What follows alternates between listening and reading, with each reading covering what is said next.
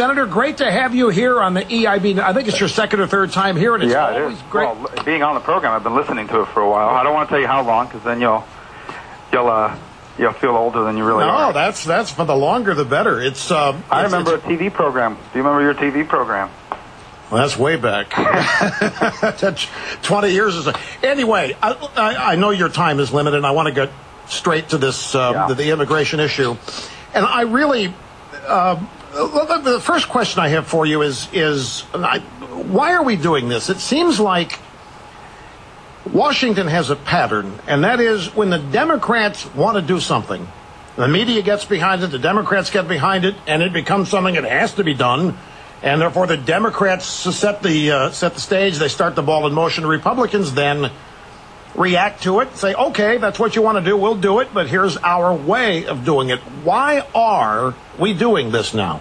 Well, actually, to avoid that problem, and in fact, that's why I've tried to do it in the reverse. You're absolutely right, but here's the key. The key is this was going to be an issue. The president clearly outlined that he was going to push on this. The media was going to focus on this. The Senate Democrats were going to push on this issue. And I thought it was critically important that we outline the principles of what reform was about. Look, I think there's this false argument that's been advanced by the left that conservatism and Republicans are anti-immigrant and anti-immigration. And we're not, never have been. On the contrary, we are pro-legal immigration. And we recognize that our legal immigration system needs to be reformed. And we also recognize, because conservatism has always been about common sense, that we do have this existing problem that has to be dealt with in the best way possible. Now, it was dealt with in 1986 in a way that was counterproductive. Well-intentioned, but counterproductive, because, A, they granted a blanket amnesty to 3 million people at the time, or that was the estimate, and B, they didn't do any of the enforcement mechanisms. And so our point is, if we're going to deal with this, let's deal with it once and for all, and in a way that this never, ever happens again. In the absence of us stepping forward with our own principles, the left and the president will tell people what we stand for, and it's not necessarily going to be true. Yeah, but Senator, that's in a way the point, because you're right. 1986, President Reagan agreed to outright amnesty.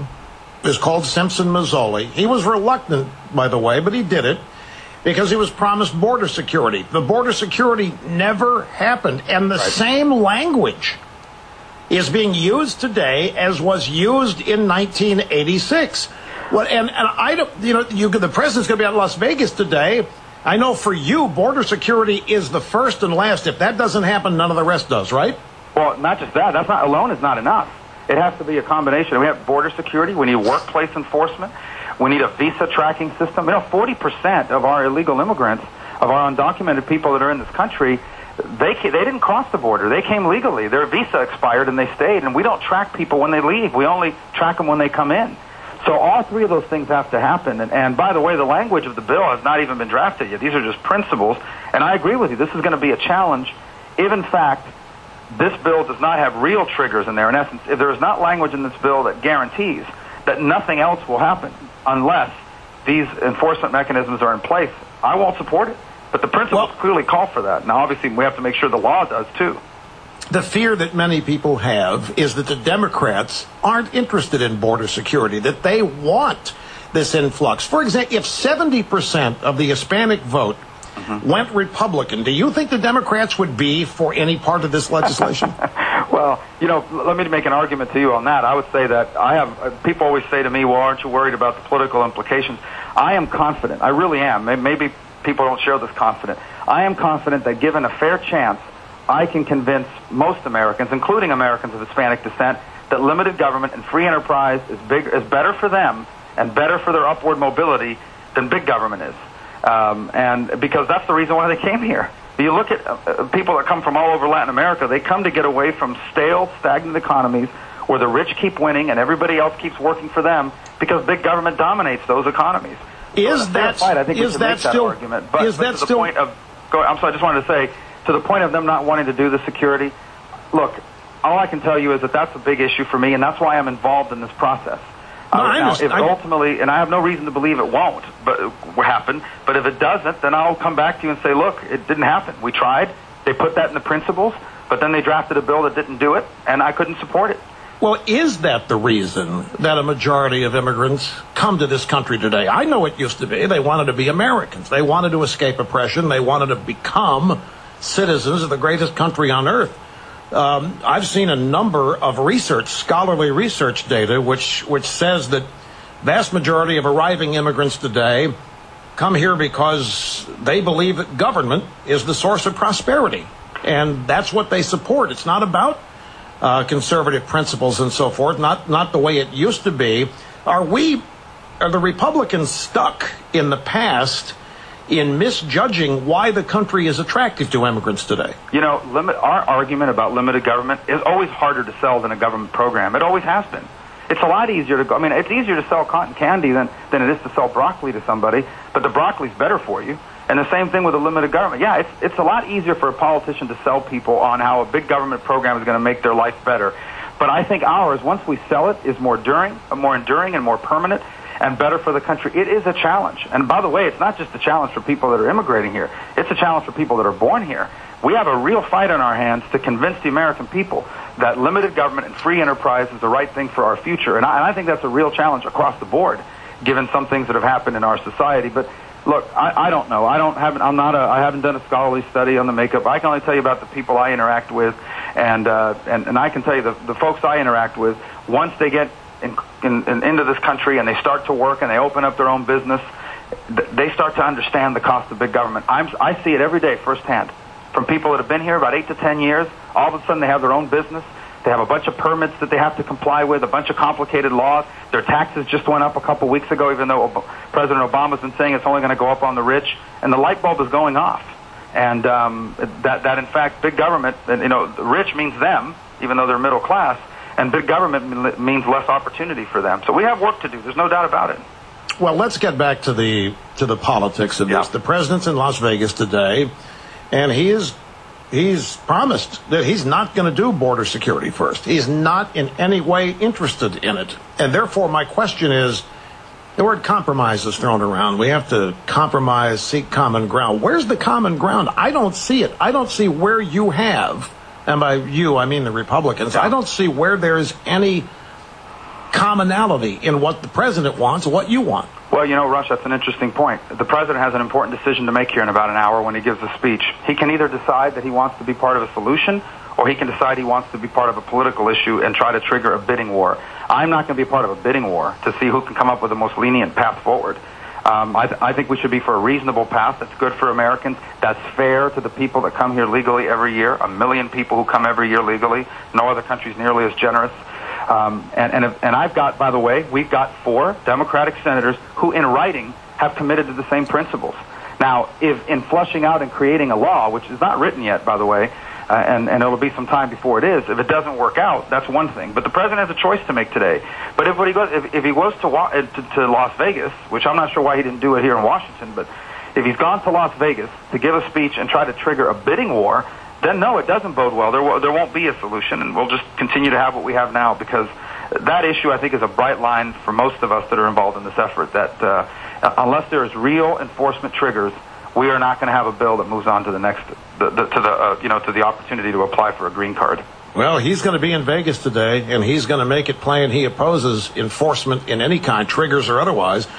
And as such, it sounds to me like party, because he's got 4 senators, including 4 senators that agree with him on most things, who have signed a document that says that they do agree on enforcement triggers. Well, so that's something they're going to have to work out. Maybe, but I think at the end of the day, all those 4 senators and the president are going to relish the opportunity to continue to beat the Republicans up for 2 more years in hopes of winning the House. You know what they're going to say. For 2 more years, you're anti-Hispanic. You will not compromise. You will not meet the president halfway. He'll have his straw men, his straw dogs. He'll talk about a balanced approach and claim you guys aren't interested in it, while he is the one who's put the roadblock up. So the question is, does he really want any kind of a solution to the problem, or is this really attractive to him as an ongoing issue for him to fulfill his dream of just eliminating any viable political opposition in the media, the Republican Party, or whatever? Because they've admitted that that's what their objective is. They just wipe you guys out. I would just say we're going to start finding out the answer to that question today by what he outlines and what he says. And on your first point about them beating us up for 2 years if there's not an agreement, that's precisely why I thought it was important that our principles be out there early. They can try to sell that, but I doubt people are going to buy it, because the reality of it is we have put something that is very common sense and reasonable. If you take our principles 70% of the American people would agree, if not more, with the general principles that we have outlined. And if they want to go further than that, then I think they've got a problem, because they can't argue that we haven't tried to do our part to come up with something reasonable here, which has always been our point. Our point has always been, we understand we have to fix this problem, but just because we're not for what you're for doesn't mean that we're anti-immigrant and anti-immigration. And I think it's certainly hard to make that argument to me, someone who has family or immigrants, married into a family of immigrants. My neighbors are immigrants. I've grown up around it I didn't read about this in a book. I live this every day. I've seen the good that legal immigration has done for our country, and I see the strain that illegal immigration places on our country. Well, what you are doing is admirable and noteworthy. You are recognizing reality. You're trumpeting it. You're shouting it.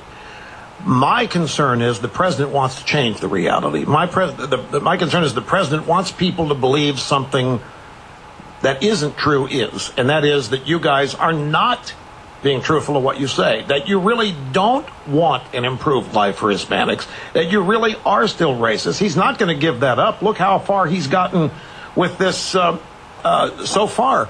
Yeah. It's an enviable task that you've got. These 8 senators, you're part of this group of 8. This legislation that you've admitted is not written, but you're here on the radio today, you've been doing a lot of media. Who are you trying to reach with this?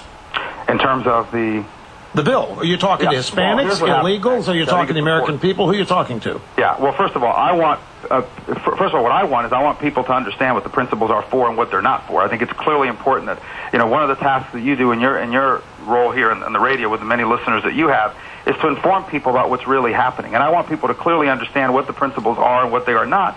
And I want them to understand the decisions that have yet to be made with regards to this bill and the way it's written. The next step in this process is to craft a starting point of legislation. And then after that, it's going to have to go through committees, and people are going to have their input. There's going to be public hearings. I don't want to be a part of a process that comes up with some bill in secret and brings it to the floor and gives people a take it or leave it. I mean, I want this place to work the way it's supposed to work, with every senator having input, with the public having input. And then obviously the House is going to have their imprint on this as well. And I think information empowers people to make intelligent judgments on the best direction for our country. And unfortunately, this is an issue, and you've outlined this earlier in your description of it, where things are often demagogued or described in a way that are not accurate. And I think the more people are aware about what we're for and what we're not for, the more empowered we are as a movement, as those of us who believe in limited government conservatism, to make a better argument for our position versus theirs. What do you think the result will be if this effort fails? Well, it depends on how it fails. I think right now the president has a decision to make. If today becomes the beginning of a bidding war where he tries to be even more liberal than members of his own party in the Senate, then I think we clearly know what his intentions are, and I don't think that's going to be a good development. If, on the other hand, this thing moves forward with plenty of input, it's not going to look at the end the way it looks now, because it's going to have a lot of input. My sense is that it depends on who's involved and who's engaged in bringing that input. I'll give you a perfect example, and this is an issue we should start looking at right now. According to the law today, if you are lawfully present in the country, but you're not a green card holder, you do not qualify for any federal benefits. That's existing law. And so that means that the folks that are going to be in this probationary stage that's in our principles, they don't qualify for any federal benefits except for one, Obamacare. Obamacare is the only federal benefit where you qualify for it, not because you have a green card, but only because you're lawfully present. That issue needs to be resolved, because if Obamacare is available to 11 million people, it blows a hole in our budget and makes this bill undoable. That's one of the major issues we're going to have to confront. Another major issue is the security triggers. Is it a cosmetic security trigger, or is it a real enforcement trigger? The language matters in that regard. We need to be involved in that discussion as well. And we have to make sure that nothing that's done here discourages people from coming illegally in the future or is unfair to the people that are trying to come legally now. And that's going to be hard to do as well, because the language has to reflect the intention.